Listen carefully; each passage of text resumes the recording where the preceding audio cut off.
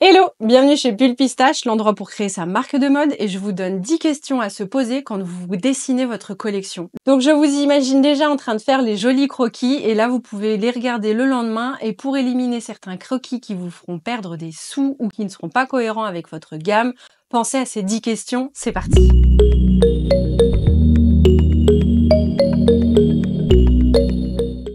La première question que vous pouvez vous poser, c'est est-ce que le dos est aussi joli que le devant? Ça ne veut pas dire que le dos doit être exactement pareil que le devant. Si le devant a un nœud, pas besoin de mettre un nœud sur le dos à l'arrière non plus. Mais est-ce que vous faites un croquis où c'est moulant sur le devant et à l'arrière, vous imaginez quelque chose de complètement ample, loose? En fait, c'est pas possible parce que sur le profil, comment vous allez passer de moulant à pas moulant? Eh oui, en parlant de profil, est-ce que le profil est beau également? Quand vous faites un pantalon généralement large ou une jupe par exemple, vous avez la couture du milieu, vous pouvez prendre une jupe chez vous, vous mettre devant un miroir et voir si la couture du milieu tombe bien perpendiculairement au sol. Si tel est le cas, c'est déjà un bon début sur le prototype, ne touchez à rien. Maintenant, si vous vous rendez compte que la couture, elle zigzague un petit peu, elle est plus désaxée, là, il faudrait qu'on voit un petit peu plus quelque chose à rectifier avec la modéliste, par exemple, sur les patrons.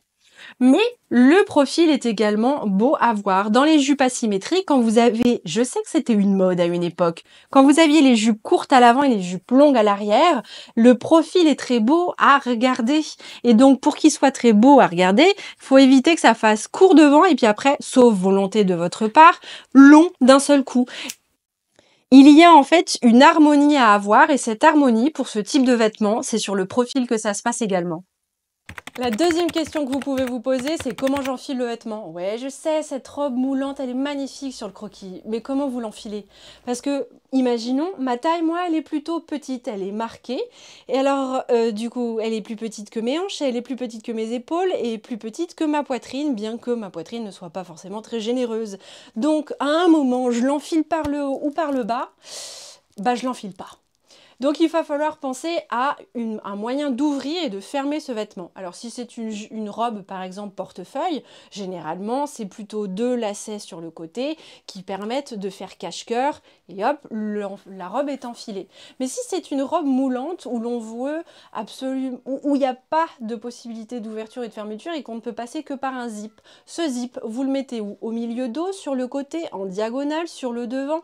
Pensez-y dès que vous faites vos croquis parce que ça peut vous changer tout un style. Comment vous enfilez votre vêtement, votre jupe, votre robe, votre veste, bref, faut y penser. Parfois quand on dessine, on s'emballe. On s'emballe, on voit plein de choses, on a plein d'idées, ça fuse, les feuilles volent. Et puis on se dit, ouais, mais le lendemain, est-ce que c'est bien cohérent avec le mood board? Vous avez passé du temps à faire un mood board, à choisir les couleurs, les formes, les dimensions et tout, et là vous avez dévié. Et c'est tout à fait normal de dévier, vous êtes en pleine session de créativité. Pour cela, moi je vous propose de prendre quelques jours et de revenir sur ces croquis et dire, bon, est-ce qu'il y en a qui sont vraiment cohérents avec l'esprit, le style, le mood que je voulais dégager et qui est sur mon mood board? C'est souvent quelque chose qu'on oublie quand on est jeune créateur parce qu'en fait, on pense aller dans tous les sens, on veut tout faire, on veut tout mettre, faire plaisir à tout le monde. Mais c'est pas comme ça que ça marche. Il faut être précis sur un petit échantillon avec des petits vêtements qui sont pertinents. Et parfois, on s'égare et c'est tout à fait normal. Si vous êtes créatif, tant mieux, c'est la vie, gardez cet esprit-là. Mais voilà, prenez quelques jours pour que ça décante et revenez sur vos croquis pour vous dire non, là, on dirait pas la Parisienne en plein été. On dirait une taupe qui part à la campagne et qui met sa grosse doudoune. Voilà. Pensez que ces croquis vont finir à un moment sur un portant. Peut-être que ce sera 10 cintres. Et ces 10 cintres, ils doivent pouvoir raconter une histoire cohérente. Petit détail à ne pas négliger, l'étiquette de marque. Cette étiquette de marque, vous pouvez la faire en coton, l'imprimer directement sur le tissu, la mettre sur la doublure. Il y a plein de façons de faire cette étiquette de marque et c'est souvent la seule chose qui reste au bout de 5, 6 ans ou même quand on passe un vêtement à sa fille. C'est la seule chose qui laisse une trace de votre marque en elle-même. Et donc, vous pouvez décider de faire soit sur une grosse étiquette 5 par 5 cm toute l'histoire de votre marque pour, par exemple, et toujours se dire, ok, donc c'était une marque premium, ça va être de qualité, je vais la garder. Vous pouvez aussi décider de faire l'étiquette de marque, oui, mais où est-ce que vous allez la mettre? À des endroits, quand vous allez dessiner des vêtements, si vous dessinez par exemple un dos échancré, mais qui a un zip au milieu, bah du coup, l'étiquette de composition, vous n'allez pas pouvoir la mettre au milieu dos, puisque il y a le zip au milieu dos qui permet de séparer votre corset, votre t-shirt, peu importe, votre haut. C'est pareil quand vous avez, par exemple, un haut qui est plutôt aux épaules nues.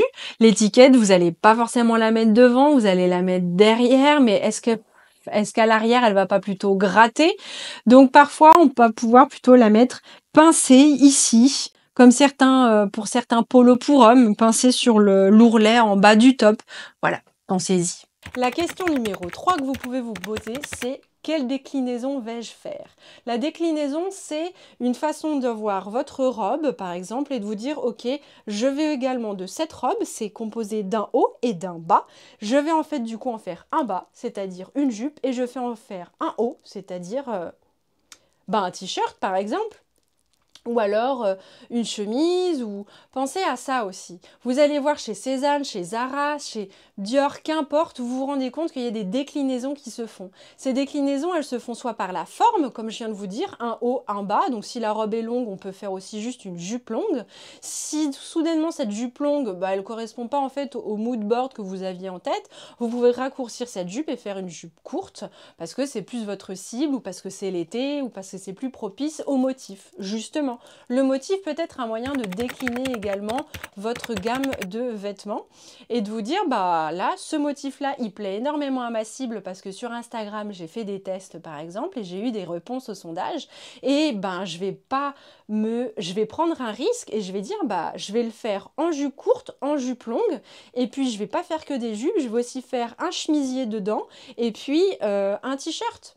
Alors maintenant, ce motif, peut-être que vous l'avez que dans sur un seul tissu, c'est-à-dire peut-être un viscose généralement, mais ça peut être sur du coton, peu importe, sur de la soie, peu importe. Maintenant, on peut parler textile et matière, justement, toujours dans les déclinaisons. Oui, je continue. Dans les déclinaisons, vous pouvez vous dire, cette robe-là, elle est intéressante si je la fais en lin, et si ça marche bien pour cet été, peut-être que je pourrais la faire exactement la même, mais en laine. Oui, presque exactement la même, dans le sens où peut-être qu'avec les matières, il y aura un tombé ou un patronage un tout petit peu différent ou à quelques centimètres près, mais la logique, la forme pourra plaire et vous pouvez vous rassurer en disant ce modèle-là, il plaît à ma cible et je suis plutôt sereine quant à le mettre en vente, je sais qu'il y aura des ventes.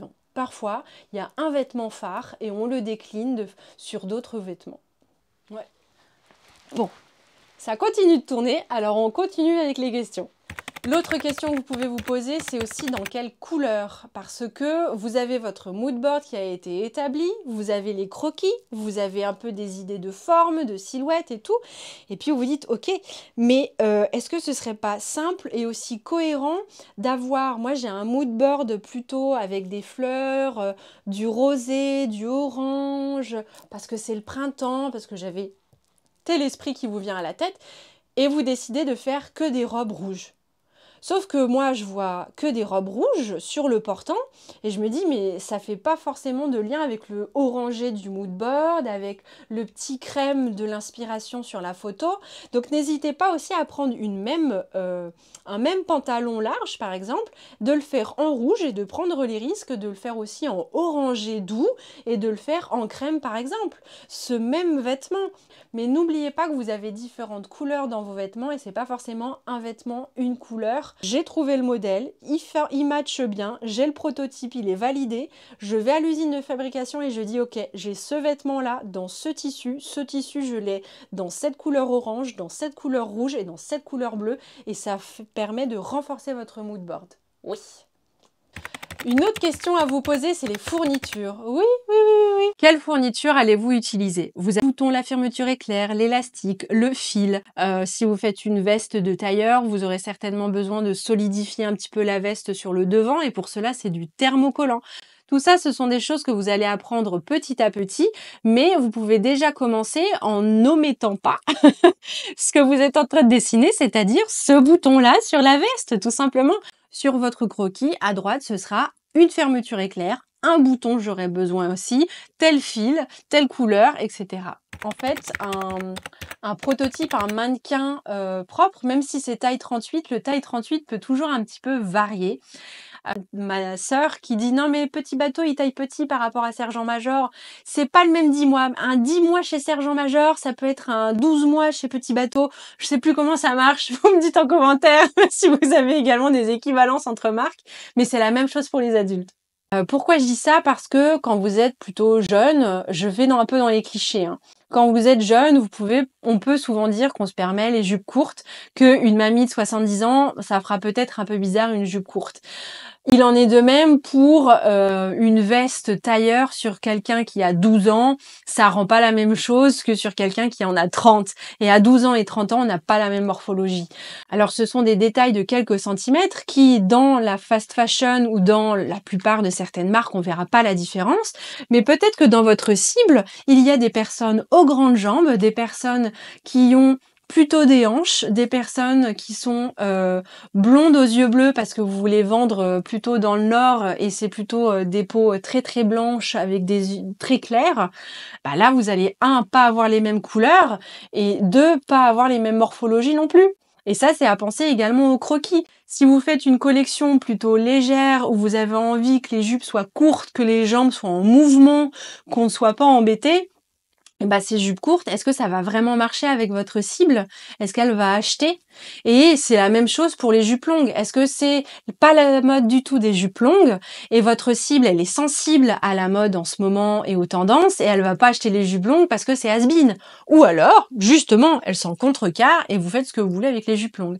Tout ça, c'est est-ce que votre cible, vous la connaissez bien en termes d'habitude, en termes de comportement aussi pour se vêtir et en termes de morphologie, ça, c'est à prévoir et à prendre en compte. Maintenant, ce que je vous propose, c'est d'étaler vos croquis et de les trier un peu par catégorie. Vous les mettez au sol et vous dites, bon, bah là, j'ai ma catégorie de croquis de jupe. Là, j'ai ma catégorie de croquis de vêtements, plus spécifiquement les vestes. Et là, j'ai ma catégorie de pantalons. OK.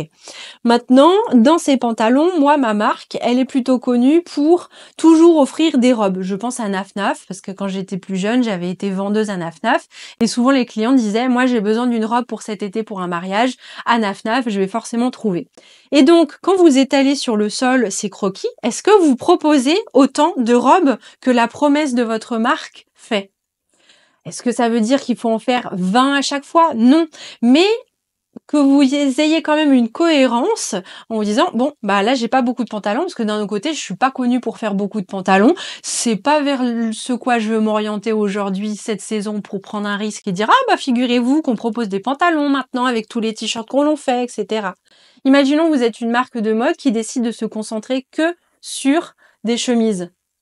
Le jour où vous intégrez la gamme de pantalons, bah ça va être complètement différent. Vous allez vous dire, bah moi j'ai des chemises à motifs plutôt colorés, donc qu'est-ce qu'on va faire? Des pantalons à motifs plutôt colorés ou des pantalons plutôt neutres pour justement mettre en valeur les chemises neutres, enfin les chemises à motifs et colorés que vous vendez en premier. Voilà, si vous faites un pantalon large et puis vous faites un deuxième pantalon large fluide avec les mêmes types de ceintures, les mêmes types de poches, bah, peut-être que ça vaut pas le coup de payer 2 dossiers techniques de fabrication pour un modèle qui est similaire. Autant prendre le même modèle et le décliner en rouge, en bleu et en noir, par exemple. Vous voyez, qu'il n'y ait pas des pantalons qui se ressemblent de trop parce que ils ajoutent pas de la grande valeur à votre collection et quand vous allez vendre, les gens vont pas forcément comprendre. Tout ça, c'est à se rendre compte aussi dans la gamme de produits. C'est une gamme, donc là, on parle marketing également. Dans votre plan de collection, vous pouvez aussi faire un peu comme les Fashion Week. Vous vous souvenez de la première mannequin et de la dernière mannequin qui défilent pendant les défilés de mode? C'est un peu pour donner le ton. Ce sont des pièces phares, des pièces maîtresses. C'est pour forcer le trait de votre collection. Vous pouvez avoir des pièces phares qui seront utilisées pour le shooting, pour votre campagne de communication et puis aussi pour en boutique par exemple. Mais vous pouvez aussi décider d'avoir une pièce phare sur votre collection, une pièce par catégorie, c'est-à-dire une pièce qui claque, qui est parlante, qui représente bien votre collection, le mood board, le style, quitte à ce que ce soit une pièce qui soit en très peu de quantité, parce que vous savez qu'elle va pas forcément être bien vendue, ou alors que pas tout le monde va oser la porter, mais au moins elle permettra au shooting de accentuer votre communication. Pas de panique, ces 10 questions, vous pouvez les poser le lendemain quand vous avez été dans votre mood, votre bulle de créativité. Et le lendemain, le concret et la réalité peut revenir un petit peu pour trier les croquis. Si vous avez aimé cette vidéo, je vous propose celle-ci, 10 étapes pour dessiner sa collection de vêtements. Et si vous avez encore des doutes ou vous voulez un conseil personnalisé, c'est sur ma boutique Etsy que ça se passe. Je fais des séances de consulting si ça vous donne envie. À bientôt!